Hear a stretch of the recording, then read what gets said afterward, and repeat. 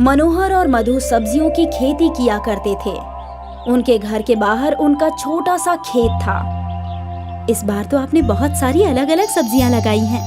हाँ मधु, इस बार मैंने पहली बार कद्दू की सब्जी लगाई है। जब सारी सब्जियां आ जाएंगी तो हमें अच्छा खासा मुनाफा होगा।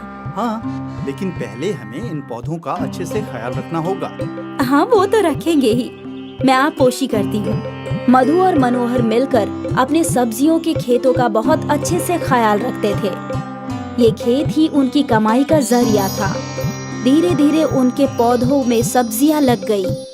ये देखकर वो दोनों बेहद खुश थे। लेकिन एक दिन मधु ने देखा कि घर का सारा राशन खत्म होने की कगार पर है। ए जी, सारा राशन खत्म होने वाला है। आज आखिरी बार खाना बनाऊंगी। अच्छा, कोई बात नहीं। कल कुछ सब्जियां तोड़कर बाजार में फरोख्त कर दूंगा। ठीक है। उस रात जब मधु और मनोहर सो गए तो तेज बारिश शुरू हो गई। बारिश के साथ तेज आंधी भी शुरू हो गई। मौसम अपना कहर बरसा रही थी। एकाएक बिजली की आवाज से मधु की नींद खुल गई। उसने बरसात की आवाज सुनी और अपने शौहर को उठाने लगी। ए जी, उठिए, उठिए, बाहर आंधी तूफान आया है। क्या? हाँ, आवाज सुनिए। जब मनोहर ने अपने घर का दरवाजा खोला, हे भगवान, इतनी तेज आंधी! मधु, सारे पौधे उखड़ चुके हैं। हे राम, आप पहले अंदर आइए। मनोहर घर के अंदर आया और उसने दरवाजा बंद कर लिया। हे राम, अब हमारा क्या होगा? घर में तो राशन भी नहीं है। अब हमें भूखा रहना होगा। हे भगवान, तूने मेरी सारी मेहनत बेकार कर दी। अब मैं क्या करूं? अब क्या होगा? रो मत मधु, कुछ न कुछ जरूर होगा, लेकिन हमें भूखे मरने की नौबत नहीं आएगी। मौसम की मार से उनके सारे पौधे खराब हो चुके होंगे। ये सोचकर वो दोनों परेशान थे। खैर, सुबह हुई और मौसम का कहर रुक गया। आंधियां बंद हो गई और बारिश भी। मधु और मनोहर अपने खेत में आए। यहाँ तो सब कुछ इतर बितर हो चुका है, सिवाय इस कद्दू के। उनकी नजरों के सामने एक बड़ा सा कद्दू चमक रहा था। मैं सोच रही हूँ, इसे बेचकर ज्यादा पैसे तो नहीं मिलेंगे। क्यों ना हम इसे घर में ही रखें। कम से कम इसकी सब्जी बनाकर कुछ रोज हम दोनों का पेट तो भर सकता है ना। हाँ, ये वाजिब होगा। चलो, इसे अंदर ले चलते हैं। मनोहर ने उस बड़े से कद्दू को उठा लिया और दोनों घर के अंदर चले गए। मनोहर ने कद्दू को रसोई में रख दिया। मुझे चाकू दो। मधु ने मनोहर को चाकू दिया और जैसे ही मनोहर ने उस बड़े से कद्दू को चीरा तो उसमें से एक बच्चे की रोने की आवाज आने लगी।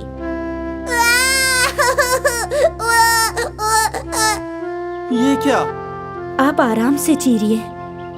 मनोहर ने आराम से कद्दू को चीरा तो उसके अंदर उन्हें एक छोटी सी बच्ची दिखी। हे ऊपर वाले, कद्दू में बच्ची कैसे आ गई? जरूर ये कुदरत का करिश्मा है।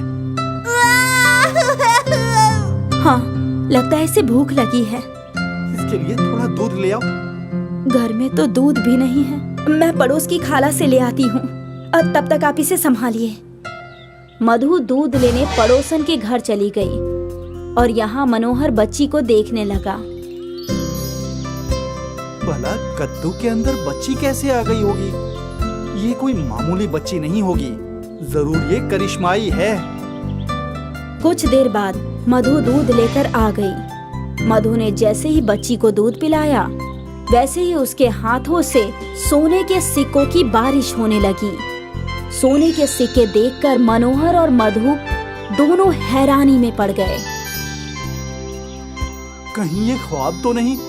नहीं, ये सब हकीकत है। ये बच्ची कोई आम बच्ची नहीं है। ये जरूर कोई जादुई बच्ची है। अब हमें क्या करना चाहिए? हमें इसका अच्छे से ख्याल रखना चाहिए जब तक इसके वालिदैन नहीं मिल जाते। और इतने सारे सोने का हम क्या करेंगे? अब तक हम गरीब थे, लेकिन इतने सारे सोने से हम अमीर बन गए हैं। अब हमें दूसरों की मदद करनी चाहिए। आप बिल्कुल सही फरमा रहे हैं। गरीबी की तकलीफ क्या है वो हमें ही पता है। मधु और मनोहर ने बच्ची का बहुत अच्छे से ख्याल रखा।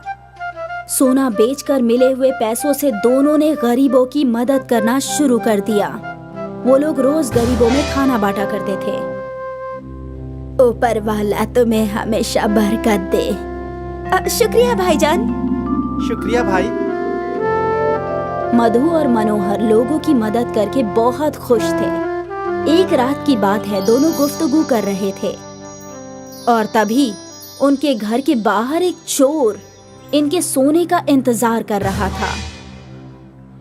कुछ दिनों पहले तक हमारे खाने का ठिकाना नहीं था, अब हम गरीबों को खाना खिला रहे हैं। और ये सब करिश्माई जादुई बच्ची की वजह से है। जब भी इसे दूध पिलाओ तो इसके हाथों से सोने के सिक्कों की बारिश होने लगती है। ये बात उस चोर ने सुन ली। तो ये बात है, ये छोटी बच्ची जादुई है।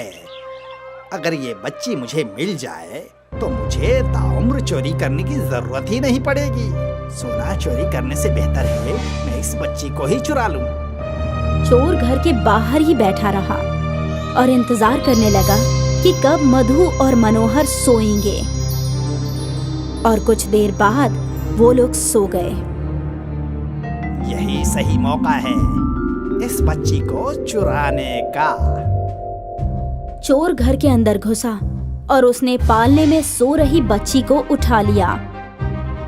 लेकिन जैसे ही उसने बच्ची को उठाया वो हैरान हो गया। ये यकायक इसका वजन क्यों बढ़ता जा रहा है? अरे ये क्या खिलाया है इस बच्ची को? ये तो बहुत भारी लग रही है।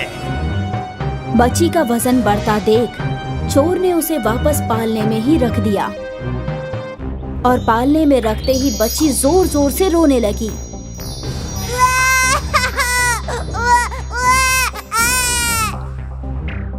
बच्ची के रोने की आवाज सुनकर मधु और मनोहर भी उठ गए। मनोहर ने चोर को पकड़ लिया और उसे पीटने लगा। छोड़ दो मुझे, छोड़ दो, छोड़ दो। चोर ने मनोहर को धक्का दिया और भागने लगा।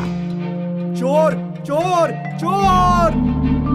मनोहर की आवाज सुनकर सारे गांव वाले वहां आ गए। ये मेरी बच्ची को चुराने आया था। इसको तो चौक पे बांधकर मारना चाहिए, नहीं इसे पुलिस के हवाले करना चाहिए। मेरे साथ कुछ भी करने से कबल पहले मेरी बात सुन लो। ये मनोहर यकायक गरीब से अमीर इस बच्ची की वजह से बना है। ये बच्ची जादुई है, इसके हाथ से सोना बरसता है। मैंने खुद अपनी आंखों से देखा है। सोने की बारिश, जादुई बच्ची। अरे मनोहर, ये बात तुमने हम सबसे छुपाई क्यों? शायद सारा सोना तू अकेले ही हड़पना चाहता है। हाँ, ये गलत है। इस बच्ची पे पूरे गांव वालों का हक है और इसके सोने पे भी। हाँ हाँ, मैंने तो सोने को गरीबों में ज़कात ही दिया है। वो सब हमें नहीं मालूम। हमें भी सोना चाहिए, हमें भी। तभी उनके सामने एक परी आई। ये बच्ची मेरी है। मैंने इसे मधु और मनोहर को दिया था ताकि सारे गरीबों का भला हो सके, लेकिन तुम सब लालची हो। इस जादुई बच्ची के सोने पर सिर्फ मधु और मनोहर का हक है। आज के बाद किसी ने भी मनोहर और मधु से सोना या बच्ची चुराने की कोशिश की तो उसे मेरा कहर झेलना होगा। मधु, मनोहर, अब तुम ही इसके वालिद हो। सही वक्त आने पर मैं इसे अपने साथ ले जाऊंगी, तब तक ये तुम्हारे पास ही रहेगी। तुमने अब तक इसका बहुत अच्छे से ख्याल रखा है और आगे भी रखना। जी। ये बोलकर परी वहां से चली गई। गांव वाले भी चुपचाप लौट गए और अब मधु और मनोहर भी जादुई बच्ची के साथ खुश थे। अब भी वो गरीबों की मदद किया करते थे।